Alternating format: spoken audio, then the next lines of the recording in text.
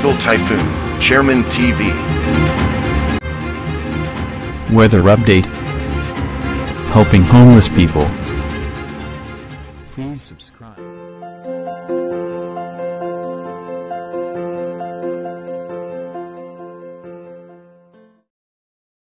Umaga po, ito po ang latest update natin ngayong araw, September 15, 2025.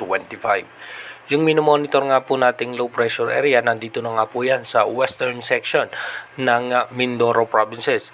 At asahan pa rin po natin, magkakaranas pa rin po ng mga pag-ulan dito nga po sa parte ng Metro Manila at maging dito nga po sa Ilocos region, sa may Cordillera, Calabarzon, Mimaropa at maging dito nga po sa ilang bahagi pa ng Central Luzon.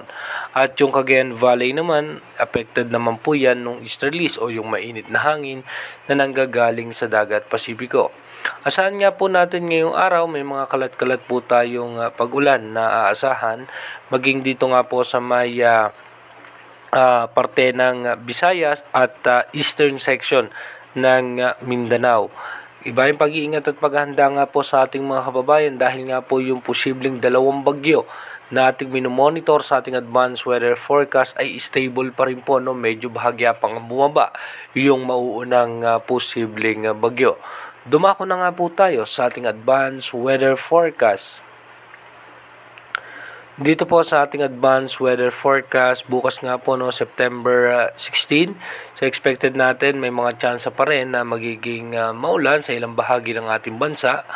At pagdating naman po ng September 17, nasa labas na nga po ng Philippine Area of Responsibility itong low pressure area, and by September 18, dito na nga po dahan-dahan mabubuo itong low pressure area sa labas ng ating bansa.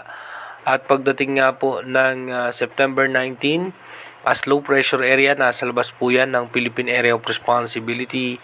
Then pagdating po ng September 20, possible po pumasok yan sa ating PAR bilang isang low pressure area. Then pagdating po ng September 21, posible po yan maging isang ganap na bagyo.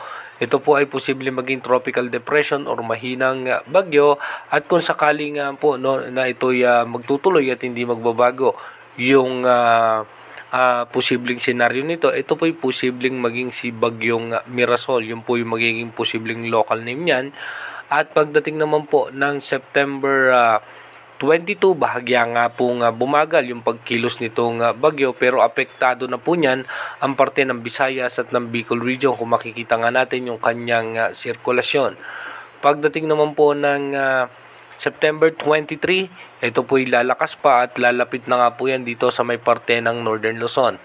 Pagdating naman po ng September 24, posibleng umabot po ito ng severe tropical storm hanggang typhoon category dito nga po sa parte ng extreme northern Luzon. Pagdating naman po ng September 25, dadaan nga po yan dito sa may Babuyan Island, at dito nga po yan bilang isang typhoon category sa may parte ng Ilocos region, ay sa may parte ng West Philippine Sea, at apektado pa rin po niyan ang malaking bahagi ng Luzon.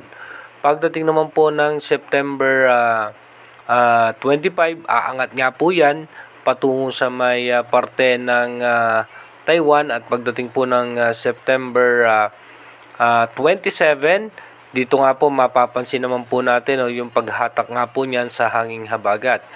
Pagdating naman po ng September 28, dito magkakaroon muli po tayo ng panibagong sama ng panahon o posibleng panibagong bagyo. Possible nga po itong low pressure area na ito ay mabuo ng September 28 ng madaling araw, at posibleng maging isang bagyo yan pagdating po ng September 28 ng alas 8 ng umaga. Then didikit nga po yan ng bahagya dito nga po sa ating bansa. Posible nga po na ito ay mas magbago nga po yung kanyang direction kung mapapansin nga natin, dahil may pagbugso na nga ng hangin dito nga po sa parte ng extreme northern Luzon. Again, inuulit ko po yung ating advanced weather forecast is possible scenario pa lamang po yan. Malaki pa rin ang tsansa na magbago po lahat yan. Kaya manatili tayong tumutok sa ating advanced weather forecast para malaman natin kung ano nga ba yung magiging posibleng senaryo nitong dalawang posibleng sama ng panahon na makakapekto sa ating bansa. Mag-iingat po tayo.